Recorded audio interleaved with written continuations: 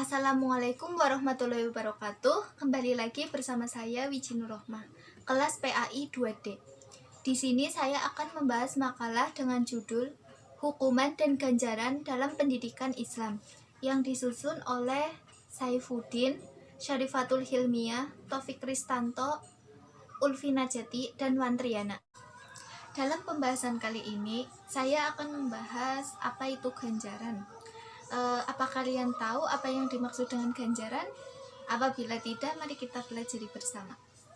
Ganjaran menurut Muhammad Sastra Praja dalam kamusnya Bahasa Indonesia, ganjaran adalah hadiah pembalasan jasa alat pendidikan yang diberikan kepada siswa yang telah mencapai prestasi baik. Sedangkan menurut Muhammad Ngalim dalam bukunya Ilmu Pendidikan Teoritis dan Praktis, ganjaran adalah sebagai alat untuk mendidik anak-anak supaya dapat merasa senang karena perbuatan atau pekerjaannya mendapatkan penghargaan. Dari uraian di atas dapat disimpulkan, ganjaran adalah perlakuan menyenangkan yang diterima seseorang sebagai konsekuensi logis dari perbuatan baik atau prestasi terbaik yang berhasil ditampilkan atau diraihnya. Ganjaran juga merupakan salah satu alat pendidikan yang diberikan kepada peserta didik sebagai imbalan terhadap prestasi yang dimilikinya, dengan tujuan dapat meningkatkan motivasi agar lebih baik prestasinya.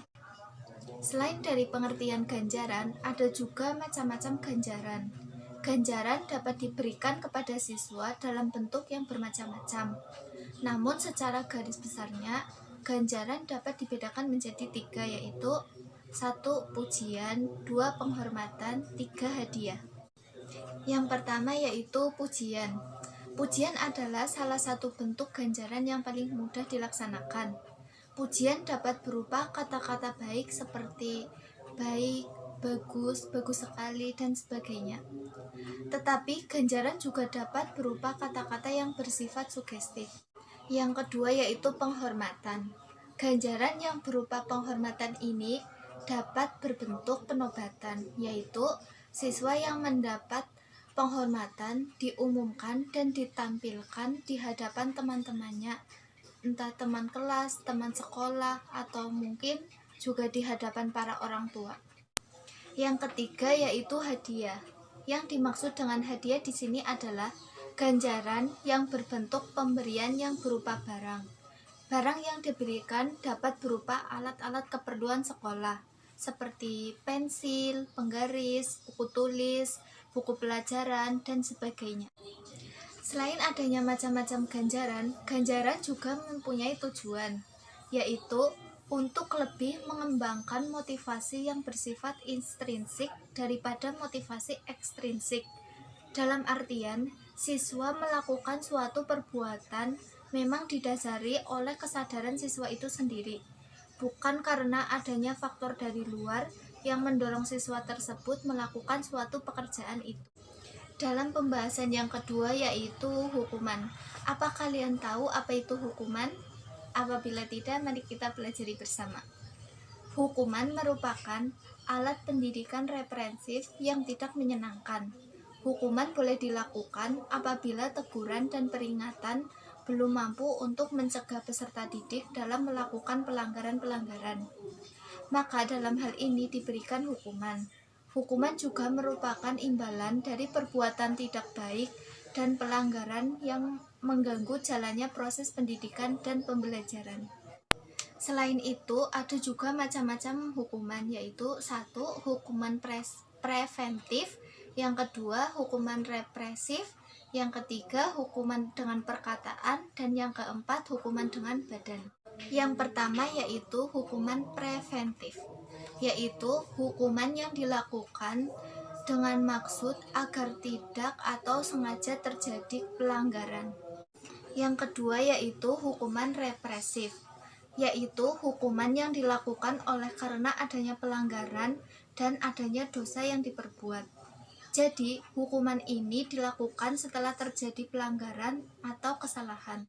Yang ketiga yaitu hukuman dengan perkataan.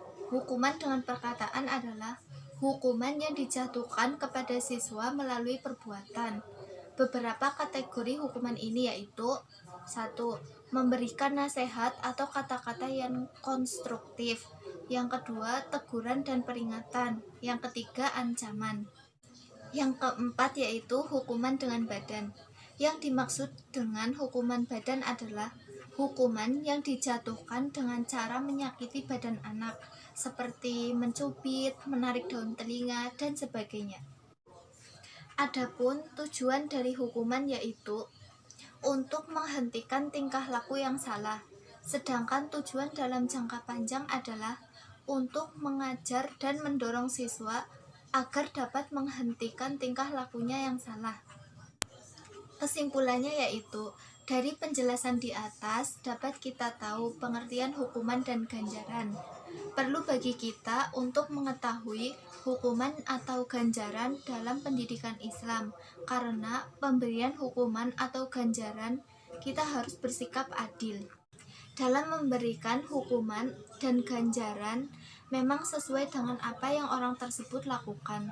Dalam pemberian ganjaran, sebaiknya ganjaran itu tidak dilebih-lebihkan dan membuat orang lain menjadi iri. Dalam pemberian hukuman pun, kita seharusnya juga memperhatikan pelanggaran apa yang telah dilakukan. Dalam pemberian hukuman itu juga sebaiknya berupa hukuman yang baik.